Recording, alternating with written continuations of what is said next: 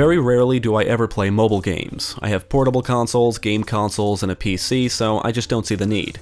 I've never played a mobile game that I really enjoyed, and I'm not a huge fan of the free-to-play model, and I abhor the pay-to-win model.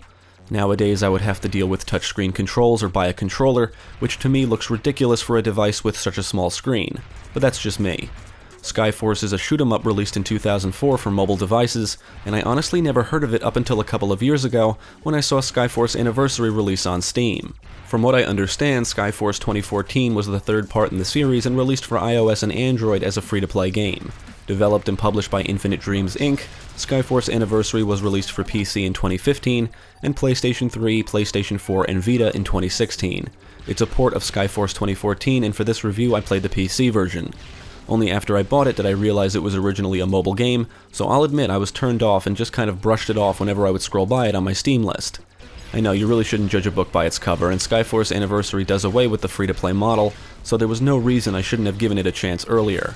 Well, recently I decided to get over my distaste for its mobile origins, and said to myself, fuck it, I'm gonna play this. I teamed up with Jeremy for some two-player action, and I think we spent an entire day playing it. So the question becomes, is Skyforce Anniversary really a good game? Or does it have all the makings of a mobile game lazily ported to PC? Well, let's take a look. I don't think this game has any form of story, and if it does, I have no idea what it's about. The Steam page doesn't mention anything about a story, so I'm guessing it doesn't have one. Every now and then, portraits of characters appear on screen and say shit accompanied by text, and I don't know who they are, and quite frankly, I don't care. They're more annoying than anything, but luckily they don't stay on screen for too long. I have no idea what's going on, who the enemies are, or what I'm fighting for, but I get to shoot shit and blow stuff up, and that's good enough for me. Skyforce Anniversary is a vertical scrolling shmup that can be enjoyed solo or co-op. There's 9 stages to play through, and every weekend there's a new tournament. The tournament stage we played seemed to be just an endless stage to see how long you can survive with the obvious goal of achieving a high score. We only played the one, so I have no idea if every tournament is like this. Skyforce Anniversary has an emphasis on upgrading your ship, which actually makes the game quite addicting. Killing enemies rewards you with stars that can be spent on ship upgrades. You can upgrade your main cannons, wing cannons, health, missiles, lasers, an energy shield, mega bomb, and you can even upgrade the ship's magnet that will attract stars to your ship. I would say Skyforce Anniversary is a very accessible game for newcomers to the genre. Your ship won't immediately blow up the moment it gets hit, and you can't really crash into anything minus enemies.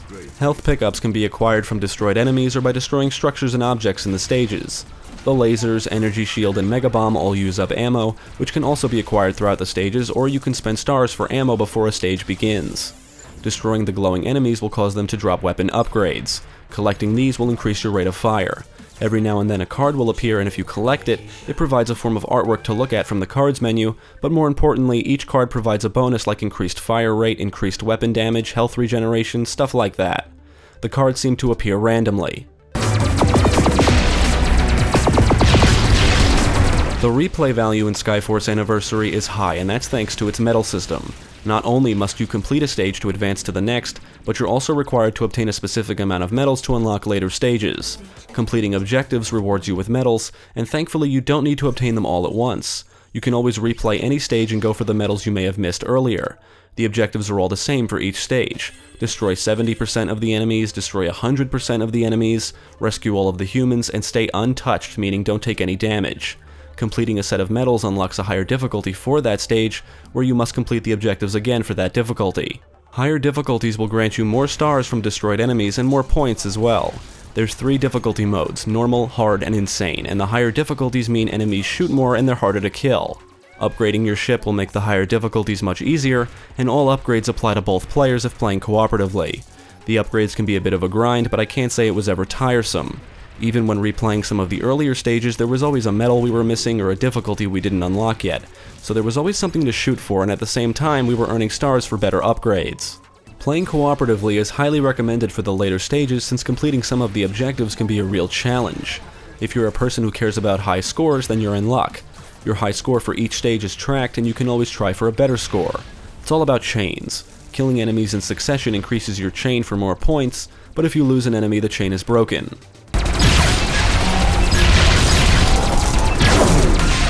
Even on normal, the difficulty really ramps up in the later stages, with some sections feeling like real trial and error scenarios. There's a few areas where turrets will fire very powerful shots directly at you right as they appear on screen, and you have no way to know they're there on your first run through the stage. The enemies consist of mostly planes, helicopters, and boats, as do the bosses. Other enemy types include turrets and tanks. Bosses are normally large and have multiple phases of attacks. Skyforce Anniversary is interesting because most of the time the game feels like a standard shmup, but on the higher difficulties or when up against bosses, it can feel more like a bullet hell shooter. On the insane difficulty, bullets, lasers, and missiles will be flying all over the place, and trying to dodge the onslaught of projectiles can be a real challenge, making you really earn that stay untouched medal. Stage 5 is the most unique and also my least favorite. At the beginning of the stage, what I think is an EMP blast is fired at you, and it will disable your weapons if you get hit by it. You'll need to fly through the rest of the stage without the ability to shoot at anything.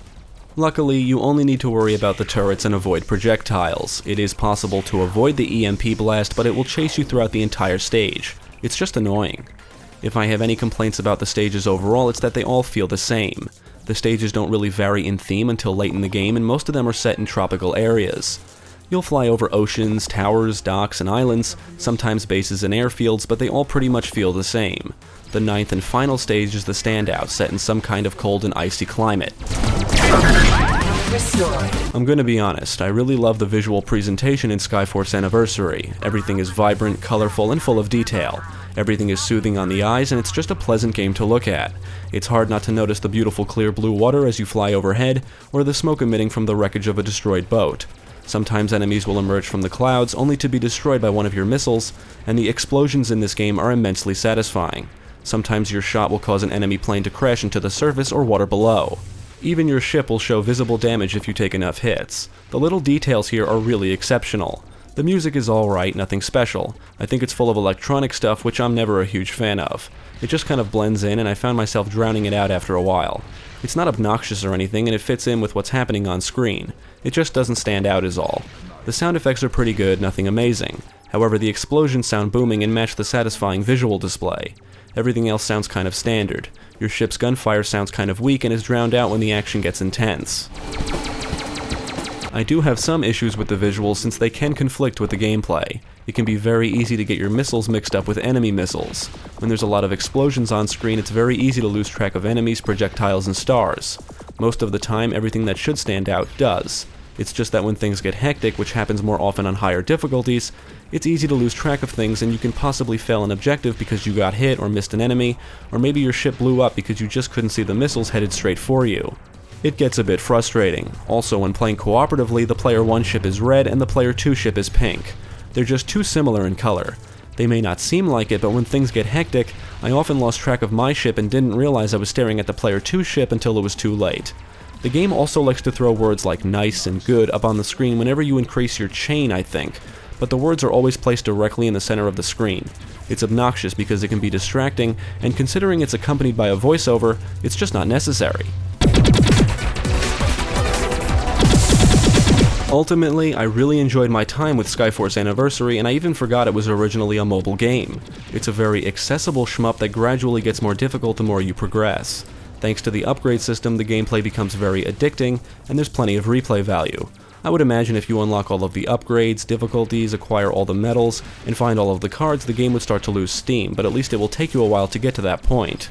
It's also a great looking game and runs super smooth. I'm glad I gave Skyforce Anniversary a chance because this is a perfect example of a mobile game port done right. It does away with the free-to-play model and offers a decent amount of content. I don't know how well it did on mobile devices, but I think it's well worth the $10 asking price on Steam. It's perfect for casual players, and I think it would even provide some fun for shmup veterans.